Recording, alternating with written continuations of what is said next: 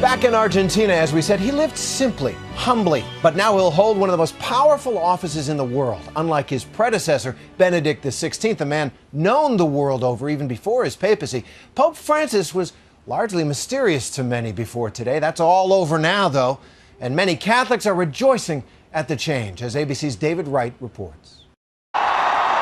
First impressions matter. For popes, every bit as much as for ordinary people. For this pope, tonight was very much a first impression. Cardinalem Bergoglio.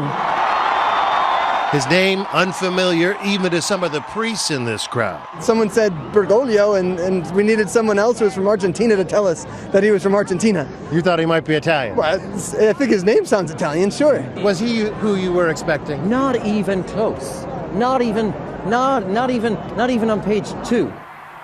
So different from 8 years ago, when the man who stepped out on that balcony was the one cardinal whose name everyone knew. Tonight, it was a man they didn't expect. Buonasera. He had them at hello. Tonight, nobody knew Bergoglio. No, but the smile on the man's face and the humility on his face was extraordinary. Really, truly amazing. And the fact that they've chosen a man from the third world country suggests the global influence that the whole church has. I think it's tremendous. That was the view of Europeans in this crowd. For Latin Americans, this was a moment 500 years in the making. In Mexico City and Lima, Peru, and especially Buenos Aires. I always said he will be one of the best popes we ever have. And thank God he is from Argentina.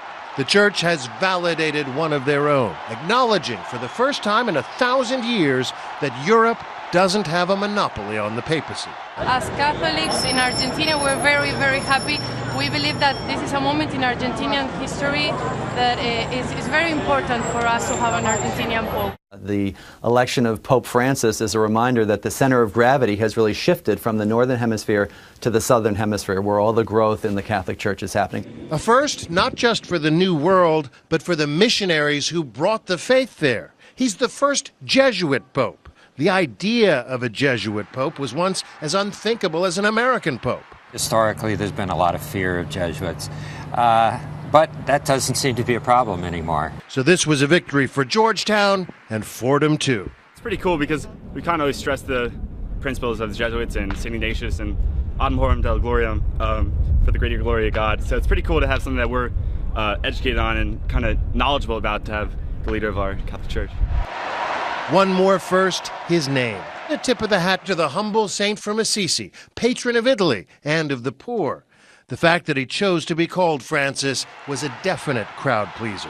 What does it say about him right away? I'd say simplicity, purity, honesty, a simple way of life. That the church should be simple, and I think he goes to work. I understand on the buses. All of it signaling the start of a new chapter for the Catholic Church. The church has opened to another continent, to another country. Like winning the World Cup. Right. As first impressions go, not bad at all. I'm David Wright for Nightline in Rome. A great day for Argentina, no doubt about it. Thanks, David, for that. And now for more reaction from the Americas, my co-anchor Cynthia McFadden is at the anchor desk in New York. Cynthia? Thank you, Terry, and good evening, everyone. Reactions here in the U.S. came from all over, including the White House, where President Obama welcomed Pope Francis, saying in a statement that, quote, alongside millions of Hispanic Americans, those of us in the United States share the joy of this historic day. For more, we turn now to my colleague, Univision co-anchor Maria Salinas. Good evening, Maria. Hello, how are you? Nice to talk to you.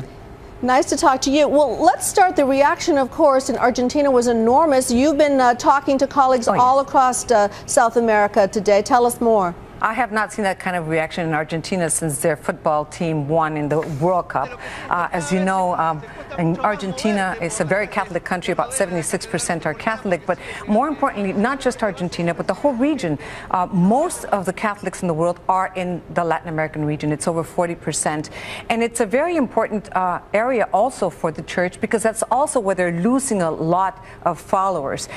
It's no wonder that one of the last things that Benedict XVI said is that the future of the church is in the Latin American region. And that was just a few days before he left his papacy. So it might have been a sign that to the cardinals that is the region or the direction where they needed to look when they had to make that very important decision in the Sistine Chapel.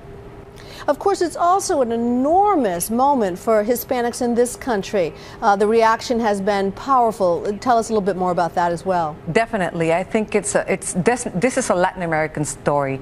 It has become the hope of so many. As we know, the Catholic Church in the United States has grown because of immigrants, because of Hispanics. Because they are so Catholic, most of them from Mexico, of course. The reaction in Mexico was also very positive. Just an overall excitement, I think, in most of Latin American countries to have someone that speaks their own language, that understands the problems that Latin America is going through. And certainly now Pope Francisco as we call him, he has confronted the Argentine government on many occasions on social issues because of poverty, and also because of some of these very liberal laws that have been approved in Argentina, such as same-sex marriage. So I think that gives us more or less a glimpse of who he is, what we can expect from him, a very conservative line theologically. And that simple wooden cross today, a reminder of his commitment to the poor as he wore it on the balcony. Having said all that, how surprised were you personally today when you found out that this was in fact going to be the next pope? Very surprised. We were very, very surprised. We thought that there was a possibility it might be someone from Latin America, and we had thought of someone from Brazil, even a cardinal from Mexico or from Honduras, but Pope Francis was not even on the short list of possible papal candidates. So it was a surprise, and to many it was a very pleasant surprise. Thank you so much for your help in our coverage tonight. You've certainly added to our understanding.